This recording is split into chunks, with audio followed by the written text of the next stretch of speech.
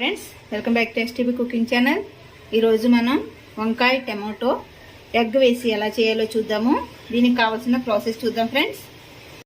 Stove వెలిగించుకొని గిన్నె పెట్టుకొని అందులోకి కొంచెం జీలకర్ర, కరివేపాకు వేసుకొని వేయించుకోవాలి.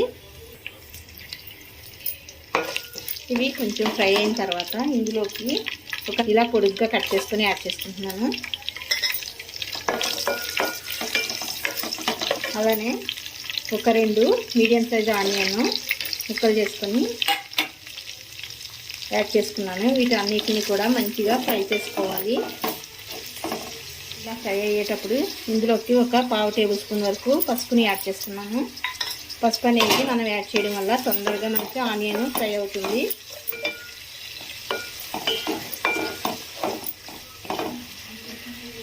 ఈ ఆనియన్ ఫ్రై అయ్యేలోపు మనం వంకాయలని కట్ చేసుకుందాము.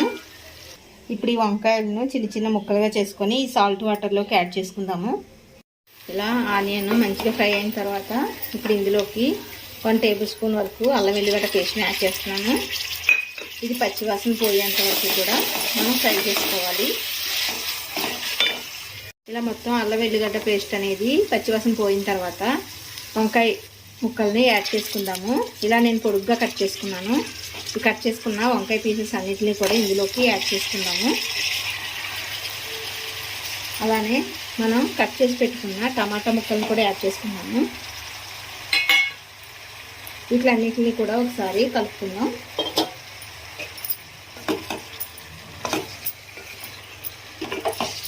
ముక్కలన్నీ కలుపుకున్న తర్వాత రుచికి సరిపడినంత సాల్ట్ని వేసుకొని మూత పెట్టి వీటిని మంచిగా మగ్గనిద్దాము.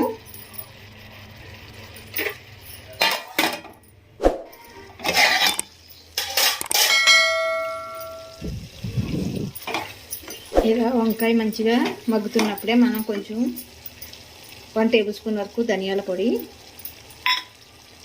1.5 టేబుల్ స్పూన్ వరకు రెడ్ చిల్లీ పౌడర్ మనం తినే కారం బట్టి యాడ్ చేసుకోవాలి. అలానే కొబ్బరి పొడి ఇవన్నీ యాడ్ చేసుకొని మంచిగా కలుపుకొని ఉడికించుకోవాలి. ఇలా మగ్గిన తర్వాత నేను కొంచెం వాటర్ని యాడ్ చేసుకుంటున్నాను. కొంచెం గ్రేవీగా చేసుకుందామని. లేదు అనుకుంటే కనుక మనం దగ్గరగా తింటామనుకుంటే వాటర్ యాడ్ చేయకుండానే టమాటా అనేది ఆల్మోస్ట్ దగ్గరగా చేసుకుందాము అనుకుంటే కనుక వాటర్ వేయకుండానే ఇంకొక 5 మినిట్స్ ఉడకనిస్తే కనుక సరిపోతుంది. నేను కొంచెం గ్రేవీగా చేసుకోవాలనుకున్నాను కాబట్టి ఇప్పుడు ఇలా వాటర్ని యాడ్ చేసుకొని నేను బాయిల్డ్ ఎగ్ని యాడ్ చేయాలనుకుంటున్నాను కాబట్టి వేసుకుంటున్నాను. మీరు వద్దు అనుకుంటే ఉత్తిగా టమాటా వంకాయ అనేది దగ్గర పడిన తర్వాత దింపేసుకోవచ్చు. నేనైతే ఎగ్ని యాడ్ చేసుకుని అంతేనండి. ఇది మంచిగా కుక్ అయ్యేంత వరకు కూడా మీడియం ఫ్లేమ్లోకి అడ్జస్ట్ చేసుకొని చేసుకోవాలి. ఇలా ఎగ్స్ని యాడ్ చేసుకున్న తర్వాత ఒకసారి కర్రీ మొత్తాన్ని కలుపుకొని మీడియం ఫ్లేమ్లోకి అడ్జస్ట్ చేసుకొని కర్రీ దగ్గర పడేంత వరకు కూడా మనం కుక్ చేసుకోవాలి. చూసారు కదా, కర్రీ అనేది దగ్గర పడిపోయింది.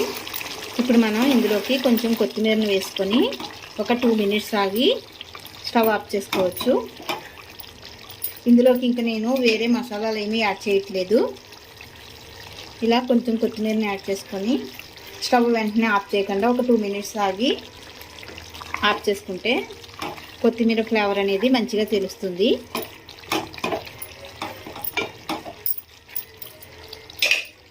అంతేనండి, ఎంతో టేస్టీగా ఉండే టమాటో వంకాయ ఎగ్ కర్రీ అనేది రెడీ అయిపోయింది. మీకు కూడా రెసిపీ నచ్చినట్లయితే లైక్ చేయండి ఫ్రెండ్స్. అలానే షేర్ చేయండి.